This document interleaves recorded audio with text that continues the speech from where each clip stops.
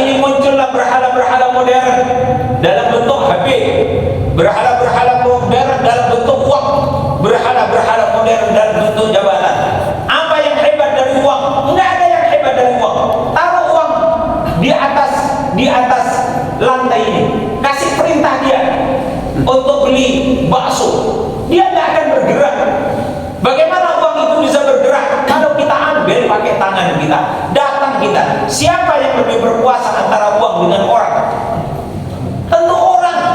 Tetapi berapa banyak orang menjadi susah hidupnya goro-goro uang?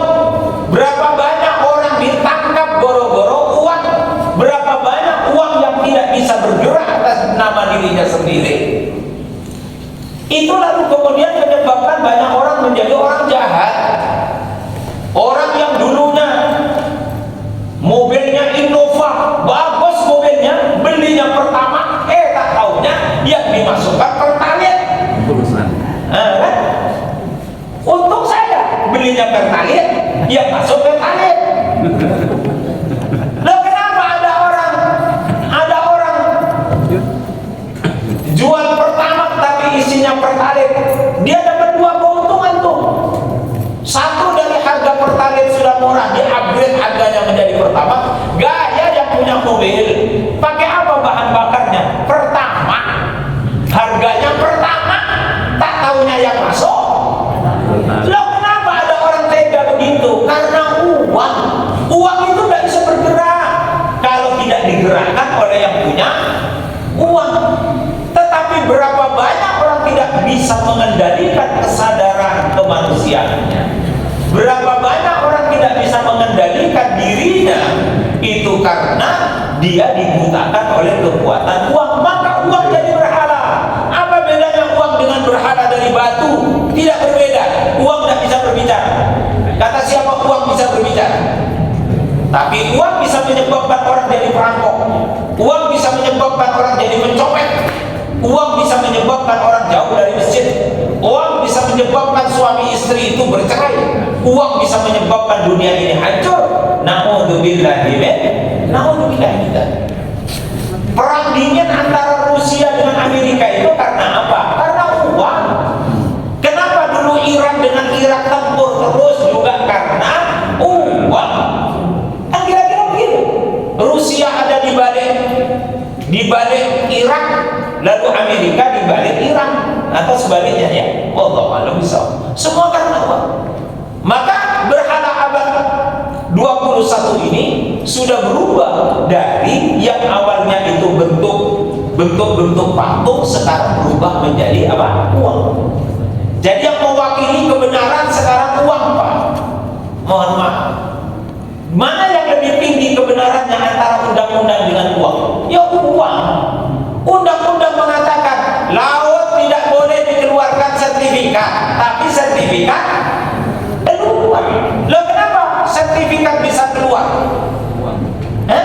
Ya karena uang. Kalau nggak ada uangnya, siapa yang mau ngeluarin sertifikat untuk laut? Nah, oleh karena itu Bapak Ibu sekalian, berhati-hati dengan berhala abad 21. Karena uang, materi, tidak bisa mereka bergerak atas nama dirinya sendiri. Dia hanya akan bisa digerakkan oleh kita yang lebih sempurna daripada uang. Jangan uang yang menggerakkan kita yang harus menggerakkan uang. Jangan uang yang memperbudak kita, tapi kita yang memperbudak uang. Tapi katanya uang punya naluri. Kalau orang duitnya banyak, maka mentalnya juga akan berubah.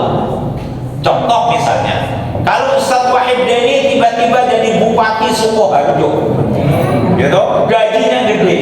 Oh ya, sore ini yo hadir untuk buka puasa bersama di pengajian masjid kita. Saya nggak yakin itu, nggak yakin saya. Karena uang bisa menggerakkan segala sesuatu. Kalau bapak-bapak punya penghasilan 2 juta per bulan, rekreasinya cukup cengklik. Tapi kalau bapak ibu punya penghasilan 100 juta per bulan, cengklik, nggak dilirik, lewat. 100 juta per bulan, berarti rekreasinya kemana? Ya Singapura. 100 juta kok. Bahkan uang bisa menggerakkan hati seseorang. Ketika dia tanya istrinya, "Dek, butuh belanja berapa?" 7,5 Mas. Nyok, tak kayak 10 juta. Jarang-jarang ada suami begitu. Istrinya minta 5 juta, kasih 7,5 juta. Minta 7,5 juta, kasih 10 juta. Oh, gajinya 100 juta. Oh kan, urut tak lanjutkan, pas langsung muncul di belakang. Lah kan kata beliau yang di belakang tadi, kalau punya satu istri 10 juta, lalu 90 jutanya untuk apa? Nah itu loh otaknya itu uang menggerakkan otak orang. Sehingga harus hati-hati. Mohon maaf. Jadi ibu-ibu punya suami sukses itu, mohon maaf, itu ancaman loh. Lah iya kan, ancaman dong. Lah iya.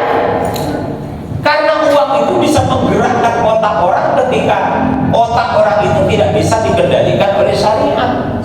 Maka berapa banyak orang ketika dia memiliki harta yang besar lalu kemudian melakukan perbuatan yang dimurkai oleh Allah Subhanahu wa ta'ala. Coba lihat nih mahasiswa sekarang. Dia kan sekarang bukan direktur utama yang bisa mengoplos pertama dengan pertalite. Tapi kalau besok, coba perhatikan kata-kata saya. Besok kamu lulus, punya pekerjaan bagus, gajimu per bulan 35 juta, sore begini ikut takjil apa enggak? Ayo, ikut pengajian apa enggak sore ini? Gak yakin saya. Itu artinya uang menggerakkan. Dan itulah Bapak Ibu sekalian, bedanya peradaban Islam dengan peradaban kapitalisme. Jadi materi menggerakkan perilaku manusia, bukan manusia yang menggerakkan materi. Sehingga kalau adik-adik nanti belajar konsepnya Karl Marx, kata siapa? Ustaz Agus Sayyid, materialisme historis. Nah itulah yang nanti yang terjadi. Jadi kenapa alternatif peradaban dunia sekarang harus Islam? Karena manusia menjadi tuan rumah di atas materi. Tapi kalau kita ikut dengan aliran materialisme, materi yang akan menggerakkan hidup kita. Na'udzubillah.